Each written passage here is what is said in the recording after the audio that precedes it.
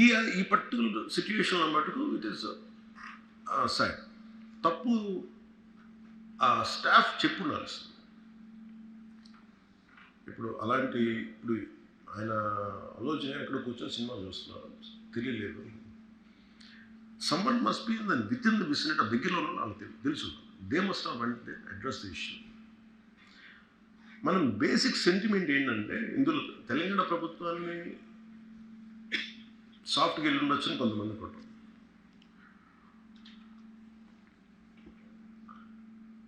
లా ఏంటంటే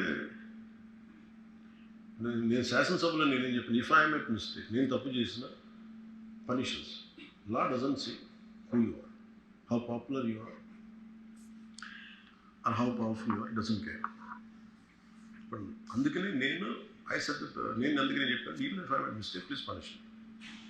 అంటే law should not treat ఈ ప్రిఫరెన్షియల్ ట్రీట్మెంట్ ఇవ్వకూడదు. No preferential treatment for anybody. That's what law says. వాళ్ళు వెళ్ళి ఇది జరగటం వల్ల ఏమైనా జరిగిందంటే జరిగిపోయింది. ఒకసారి తెలియదు మనకి ఒకసారి నాకే కొన్ని పరిస్థితులు ఎలా ఉందో అక్కడ ఏం జరిగింది నాకు అర్థం కాదు, అరుస్తూ ఉంటాను. నాకు వాళ్ళు ఏం చెప్తున్నారో నాకు వినిపించదు. పాపం చనిపోయినప్పుడు నిజంగా క్వైట్ పెయిన్ఫుల్. సినిమా కుటుంబం ఒక సినిమా చూడటానికి వచ్చి ప్రాణాలు కోల్పోవడం అనేది ఒక చక్కని సాయంకాలం. The want to go back to the home. ఇంటికి వెళ్ళి ది వాంట్ ఓవర్ డిన్నర్ వాళ్ళు ఇంట్లో కూర్చొని ఆ ఎక్స్పీరియన్స్ షేర్ చేసుకోవటం. అలాంటి ఈవినింగ్ ఏంటంటే ఒక కుటుంబంలో చాలా బాధాకరం.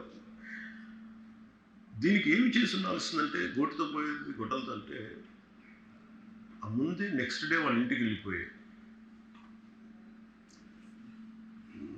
హీరోకి కూడా తెలియకర్లా, అల్లు అర్జున్ గారు కూడా తెలియకర్లా, ఇంకా ఎవరన్నా వెళ్ళి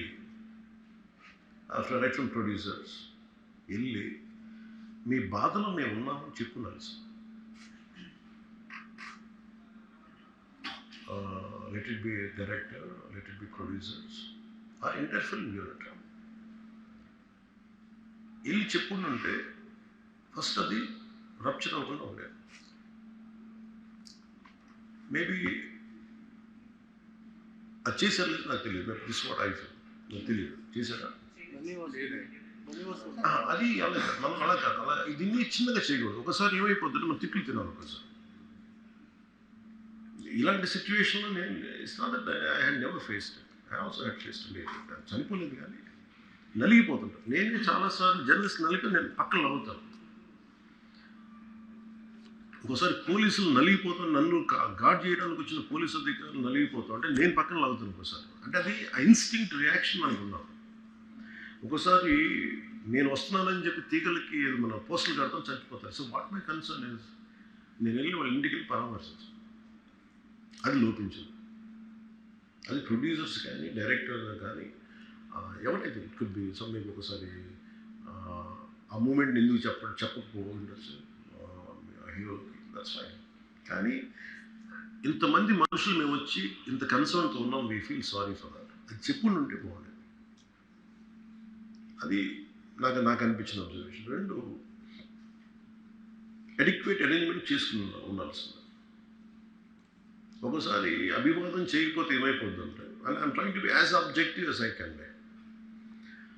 ఒకసారి అభివాదం చేయకపోతే ఏమైపోతుందంటే మీకు కావాలని అది సెలబ్రేట్ చేసుకున్నట్టు కాదు. ఒకసారి లోపల ఏం జరిగిందో, ఇప్పుడు ఈ రూమ్లో జరిగింది మనం అందరికీ తెలుసు, బయట ఉన్న 10,000 మందికి తెలియదు. నేను వెళ్ళకపోతే మళ్ళీ పొగరనుకుంటాను. So even hero has the thought, any hero will have thought person, లేదు అలా చెయ్యి లోపాలి, నమస్కారం పెట్టాలని బేసిక్. అది ఎంజాయ్ చేయటం కాదు. That is one aspect we have to look in to. ఆ తర్వాత at least third day he should have visited. కానీ భయం ఏముంటుంది, ఇబ్బంది ఏముంటుందో చెప్తాను. చాలా బరువు మనసుకి. మన వల్ల చనిపోయారంటే ఒక బరువు ఉంటుంది. అది ఆ ఒక్క బరువుని ఎవరన్నా వెళ్ళి హ్యాండిల్ చేసి దానికి ఒకసారి ఏమవుతుంది, 10 మంది వెళ్ళాలి. మేమే దే షుడ్ హావ్ టేకెన్ వెళ్ళి కూర్చొని మాట్లాడి తప్పు జరిగిపోయింది, మా ప్రమేయం లేకుండా తప్పు జరిగిపోయింది, వీఆర్ సారీ, మా సాలిడారిటీ చూపిస్తున్నాం. వెళ్ళి ఆ బిడ్డ కోసం వెళ్ళి మహంకాళమ్మ గుడిలో ప్రార్థన చేస్తున్నారు. There are many ways to say that I'm sorry. Though నా తప్పు లేదు, కానీ నేనున్న పరిస్థితులు నా ద్వారా జరిగింది కాబట్టి ఇది వాళ్ళ టీం చేసి ఉండాల్సి the producers and also because మీరు బ్లేమింగ్ వన్ యాక్ట్ ఒక హీరోని బ్లేమ్ చేయడం రైట్ కాదు. ఇది ఒక సినిమాని ఒక టీమ్గా తీసినప్పుడు సమస్యను కూడా టీమ్గానే తీసుకోవాలి. కానీ ఇక్కడ సమస్య ఏం చేశారంటే మొత్తం హీరో మీద పెట్టేశారు అండ్ ఒంటరి వ్యక్తిని చేశారు. అది నాకు కరెక్ట్ అనిపించింది.